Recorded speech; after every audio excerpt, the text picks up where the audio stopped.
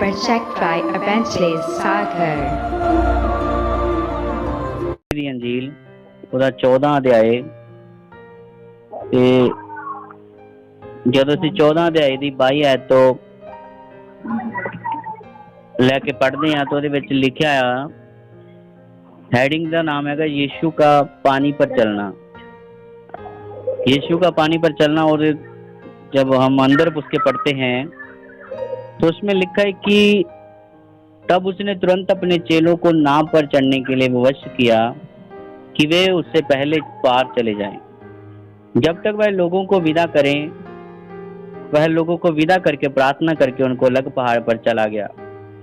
और सांझ को जब अकेला था उस समय झील के बीच लहरों से डगमगा रही नाव थी, क्योंकि हवा सामने की थी। और यीशु रात के चौथे पहर झील पर चलते हुए उनके पास आया।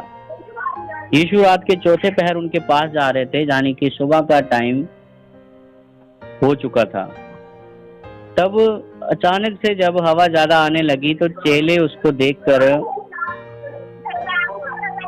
घबरा गए कि आधी रात में, क्योंकि जितने भी लोग हैं संसारिक दशा में वो क्या सोचते हैं कि रात को केवल क्या आता है, भूत ही आता है।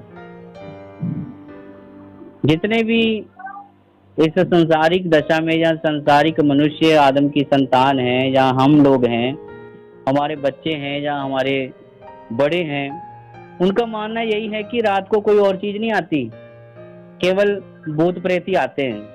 तो चेलों का भी कुछ ऐसा ही विचार था। तो उन्होंने जब यीशु मसीह को देखा तो कहने लगे कि यह भूत है। जिस यीशु मसीह के साथ, जिस परमेश्वर के साथ वो लोग रहते हैं, 24 घंटे प्रार्थना उसके साथ करते हैं, पहाड़ों पर घूमते हैं, कभी वहां पर जाते हैं, कभी हजारों की भीड़ में खाना खिलाते हैं, कभी 2 मछली 5 रोटियां लेते हैं, कभी किसी से मिलते हैं, कभी उसको कहीं पर लेके जाते हैं। पर जब वो रात में पानी पर चलकर उनके पास आया तो उनको इस बात का यकीन नहीं हुआ और वे उसको क्या बोलने लगे, भूत। बोलते ये तो भूत है। तो डर के मारे चिल्लाने भी लगे। जो कुछ कमजोर लोग थे मेरे जैसे, वे लोग चिल्लाने भी लगे कि ये तो भूत आ गया, अब हमें कौन बचाएगा। तब यीशु ने तुरंत उनसे बातें की और कहा, डांडस बांधो। डांडस बांधो का मतलब है कि तगड़े हो जाओ, मैं हूं, डरो मत। यीशु मसीह ने उन्हें तसल्ली दी कि मैं वही हूं जिसके साथ हम लोग पहले प्रार्थना करके आए हैं। तब आगे लिखा है कि जब पतरस को इस बात का पता चल गया कि ये यीशु मसीह ही है, वो बोला, अच्छा प्रभु जी आप हैं। अच्छा प्रभु जी अगर आप हैं तो ऐसा कीजिए, मुझे भी आज्ञा दे कि मैं भी पानी पर चलकर तेरे पास आ जाऊं। तब पतरस नाव पर से उतरकर यीशु के पास जाने को पानी पर चलने लगा। अब इस बात को जरा ध्यान से सुनिएगा कि पतरस जब यीशु मसीह का उसे पता चल गया तो नाव पर चलकर उतरकर पानी पर चलने के लिए वो भी तैयार हो गया। उसके मन में था कि जैसे यीशु मसीह चल रहा है वैसे मैं भी चलूं, और जैसे पानी पर यीशु मसीह चल के आए मैं भी यीशु मसीह के पास पहुंच जाऊं। तब चलने लगा तो पानी पर चलते चलते देख जैसे थोड़ा आगे गया तो घबरा गया, डर गया। और जब डूबने लगा तो चिल्लाकर कहा, हे प्रभु मुझे बचा, मुझे बचा। तो यीशु ने तुरंत हाथ बढ़ाकर उसे थाम लिया और उससे कहा, हे अल्पविश्वासी, तूने क्यों संदेह किया। हालेलुया। हालेलुया।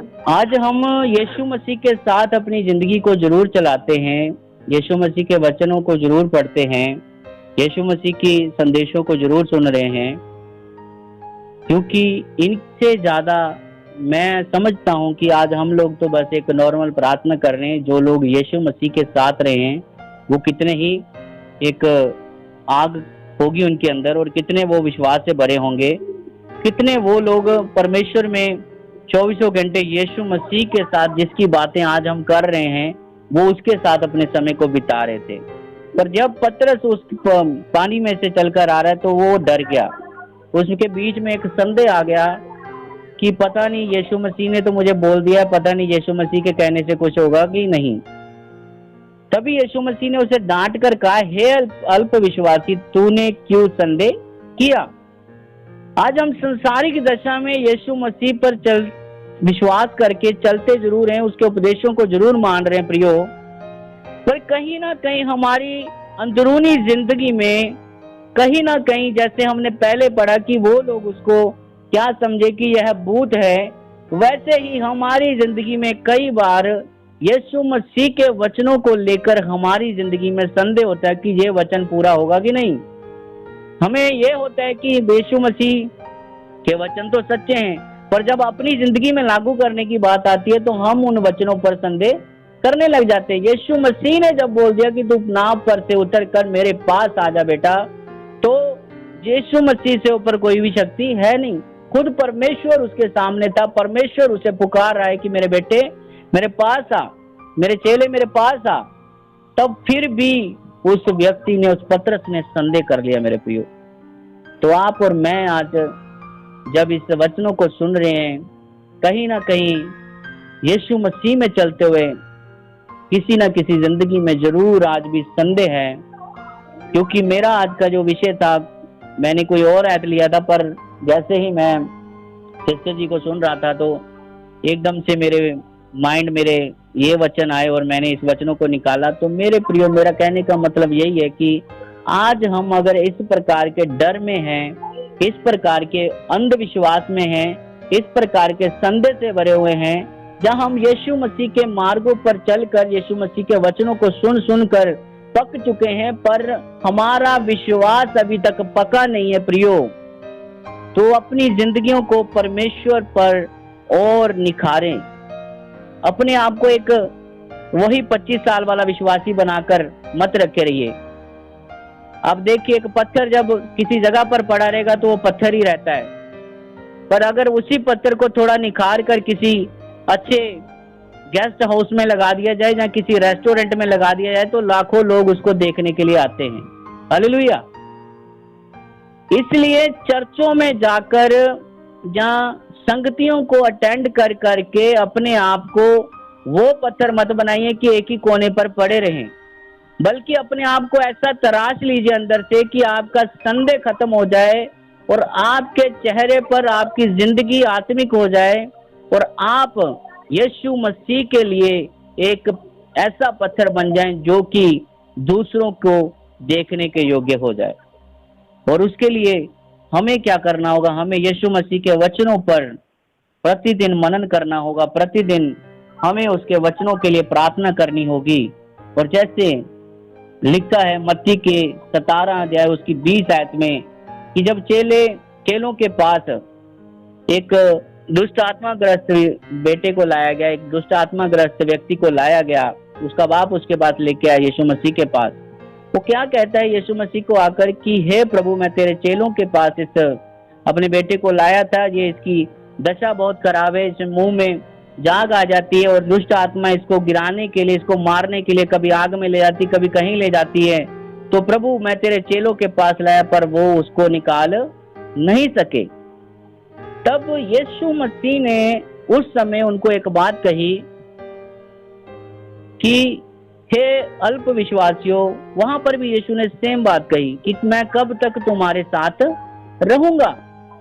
प्रियो, परमेश्वर के वचन जो हैं हमारे पास, कब तक ही हम सुनते रहेंगे?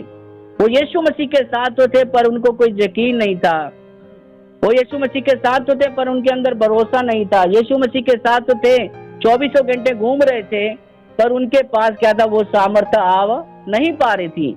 क्योंकि आजकल क्या होता है कि जब हम किसी पास्टर के साथ जुड़ जाते हैं या किसी अच्छी संगति के साथ जुड़ जाते हैं, हमारे अंदर क्या आ जाता है कि मैं तो उस पास्टर के साथ संगति करता हूँ।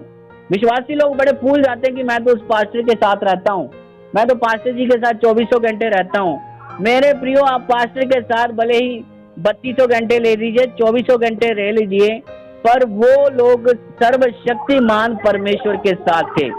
जब उनकी जिंदगी में ये वक्त आया तो वो लोग विश्वास में कमी आई। फिर क्या बोलते हैं? यीशु मसीह को एकांत में लेके गए कि प्रभु हमें बताया कि हम इस चीज को क्यों नहीं निकाल सके।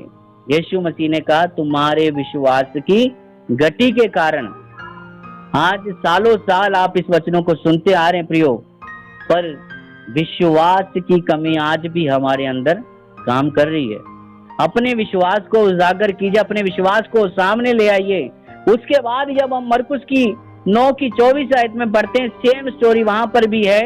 उसके बाद जब ये पिता यीशु मसीह के पास आ गया, अपने सारा वार्तालाप यीशु मसीह को सुना रहा है, तो उस समय पहले यीशु मसीह ने चेलों को कहा कि तुम्हारे विश्वास की गति के कारण।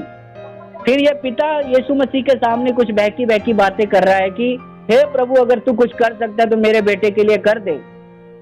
जब हम सर्वशक्तिमान परमेश्वर के पास आ गए प्रियो, तो हमें जानना है कि हम किसके पास खड़े हैं। बहुत बार हम जगह सही पर पहुंचकर बातें गलत करते हैं। यही बात इस बेटे के बाप ने की कि सर्वशक्तिमान परमेश्वर के सामने खड़ा होकर बोलता है कि अगर तू कुछ कर सकता है तो कर। यीशु मसीह ने उसे उत्तर दिया, भैया कुछ करने की क्या बात है, बहुत कुछ हो सकता है। फिर बाद में उसके चरणों में गिड़गिड़ाकर क्या बोलता है कि मेरे अविश्वास का उपाय कर। शुक्र है कि उस व्यक्ति ने माना। आज कितने विश्वासी हैं, कितने वचनों को सुनते हैं, वो पत्थर बन चुके हैं, हटीले विश्वासी बन चुके हैं। वो चाहते नहीं, वो बोलते कि हमारा विश्वास तो इतना है कि बस पहाड़ों के पहाड़ उखाड़ देंगे, हमारा विश्वास तो इतना है कि हम तो बस तहस नहस कर देंगे विश्वास के द्वारा। पर ये बहुत बार विश्वास में कमी होती है। आप ऊपर से जितना मर्जी फुदकते रहिए, पर अंदर जब आता है तो तब पता चलता है। इस बेटे के पिता ने जब उस बात को मान लिया कि मेरे अविश्वास का उपाय कर। आज जरूरत है कि हमारे अंदर कुछ भी संदेह है, हमारे अंदर कुछ भी कोई बात है, तो उसका उपाय करने की हमें जरूरत है। जैसे वो यीशु मसीह के चरणों में गिर गया प्रियो, तो हमें भी जरूरत है कि हम आज यीशु मसीह के चरणों में गिरकर माफी मांगें। यीशु मसीह के चरणों में गिरकर हम आज झुक जाएं कि प्रभु आज तू मेरे अविश्वास का उपाय कर। मैं सालों से प्रभु तेरे वचनों को सुनता आया, पर प्रभु मुझे इस बात के लिए विश्वास नहीं था। मैं सालों से तेरे वचनों को सुनती आई प्रभु, पर मैं इस बात को करने में कभी भी समर्थ नहीं पा सकी। आज कितने आप कई जगह में आप अपनी जिंदगी में निराश हो गए। क्यों हो गए? क्योंकि कहीं ना कहीं संदेह ने आपकी जिंदगी में काम किया। जैसे एक कीड़ा एक चुगाट लगी होती है लकड़ी की, उसको खा जाता है, ऐसे ही धीरे धीरे करके वो संदेह आपके विश्वास को खाई जा रहा। प्रियो, अपने विश्वास का उपाय कीजिए। आज यीशु मसीह के चरणों में झुक जाइए। जब आप इस वचनों को सुनते हैं तो आप यीशु मसीह के चरणों में झुककर आज प्रभु से अपने हाथों को उठा के समर्पण कीजिए कि प्रभु आज मेरे अविश्वास का उपाय कर। मैं जो संदेह में अपनी जिंदगी को इतने देर तक जीता रहा प्रभु, जैसे खुदावन तूने उस बेटे के पिता का विश्वास का उपाय किया, वैसे ही आज मेरे भी अविश्वास का उपाय कर। आइए थोड़ी देर मिलकर इस वचनों के लिए प्रार्थना करें, अपनी जिंदगियों के लिए प्रार्थना करें कि खुदावन हमारे अविश्वास को दूर कर दीजिए।